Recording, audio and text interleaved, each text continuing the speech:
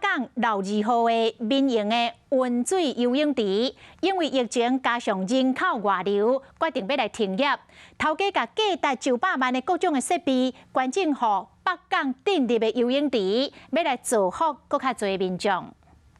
北港镇这间民营的温水游泳池，为民国91年开始营业，到今仔已经20年啊。因为这几年受到疫情影响，再加上北港镇人口流失真严重，伊决定伫11月份结束营业，并且将店内18个设备甲儿童的耍水设施莫大拢捐出来。